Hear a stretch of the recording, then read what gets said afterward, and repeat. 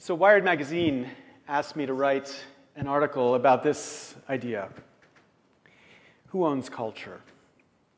And after spending a great deal of time thinking about it and talking to some people about it, I wrote an article and I said, the one thing I know about this idea is that we need to hear less from lawyers, from lobbyists, I couldn't avoid the alliteration here, Lessigs.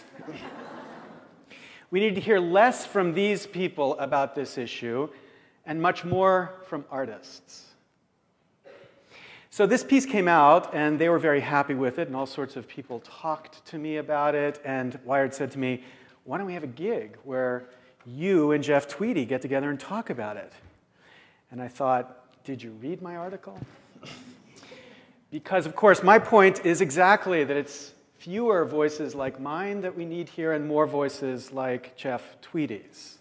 So I figured by the, yes, exactly. So I figured by the time this event would happen, they would have gotten around to reading the article. It's not very long, it's only 700 words long, and I would be not forced to come here and present this perspective, but here I am. They've not read it yet, and so I'm here to give you this perspective on these issues. It goes something like this.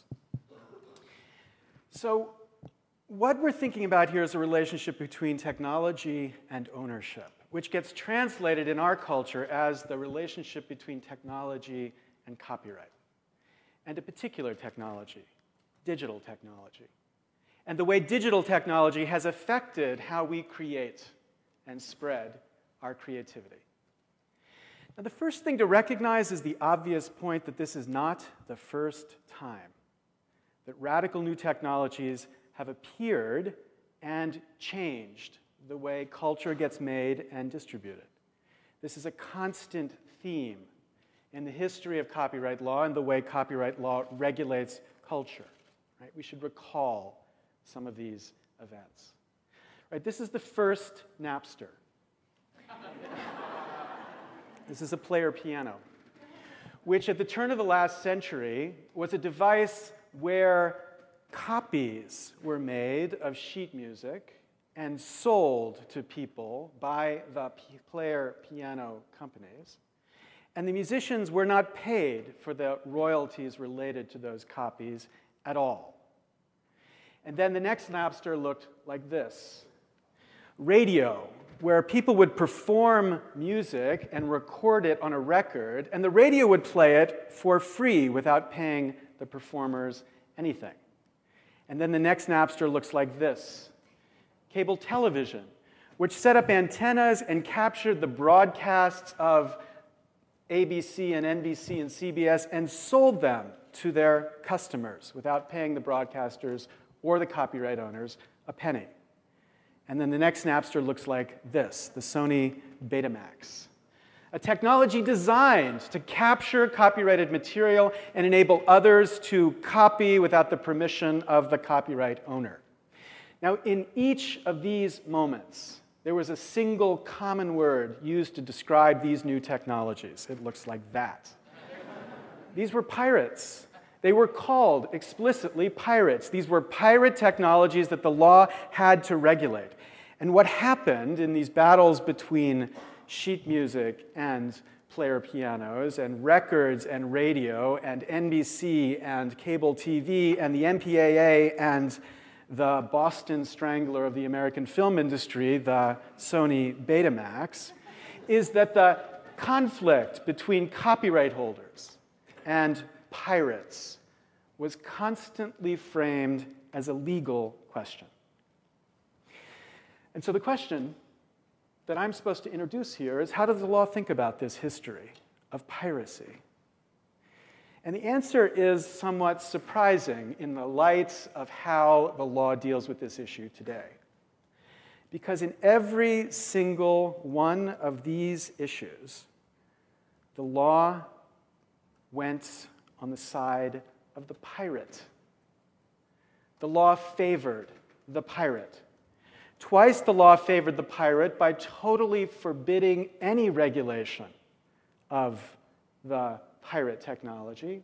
So broadcast radio to this day does not have to pay the performers for the music that they broadcast on the radio. After all, they're selling records. That was the justification. And the VCR, to this day, is not regulated as a technology to enable piracy. And in two of these cases, the law attempted to balance the interests of the pirates and the artists by imposing something called a compulsory license to assure that though the technology could use these great works of creativity, the artist would be paid.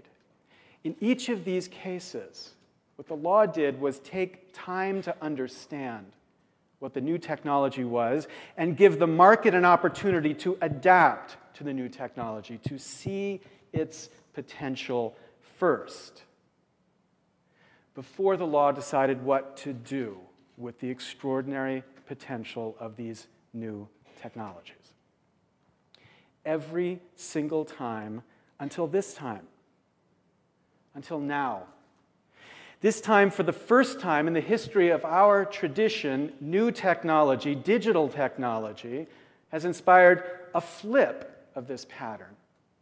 Rather than fit the law to the new technology after waiting about to see how the technology evolves and what kind of creativity it inspires, there is a demand imposed by the law that the technology fit the old law. And the motivation for this demand is the common motivation that's been the claim since the beginning: piracy. But this time it's not corporations engaging in piracy, this time it's people. Massive, quote, taking of other people's creativity, which has inspired a, quote, war on technologies. In fact, my friend Jack Valenti refers to this as a, quote, terrorist war, where apparently our children are the terrorists. Right, so here's my view on this war. First, I am against piracy. Quote, piracy is wrong. I do not support the right of people to take other people's content without paying for it. If this were a battle about whether you should be able to get Britney Spears for free, I'd be on the other side. I'm not sure you should get Britney Spears at any price. So this is not about free as in free beer culture. And I don't support people who use technologies to invade the rights of artists and creators, not only because it's morally wrong, and not only because the courts have deemed it legally wrong, whether you like the judgment or not, but because it excites this war on free culture. So first, I'm against piracy.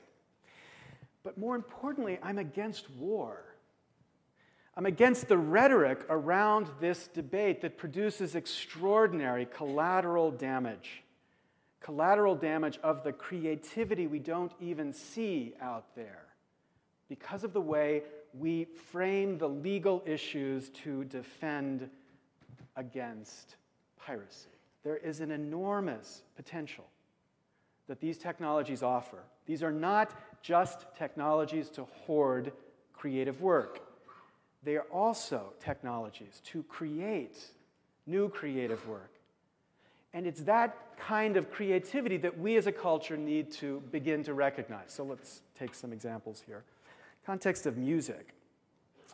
Everybody knows this amazing album by the Beatles called The White Album, which inspired this album by Jay-Z called The Black Album, which then inspired this album by DJ Danger Mouse called The Gray Album, which synthesizes the tracks of the Whites and the Black Album together to produce something new, a different form, a different kind of creativity. Or in the context of film. 2004, this film Tarnation swept Cannes, said by the BBC, to wow Cannes.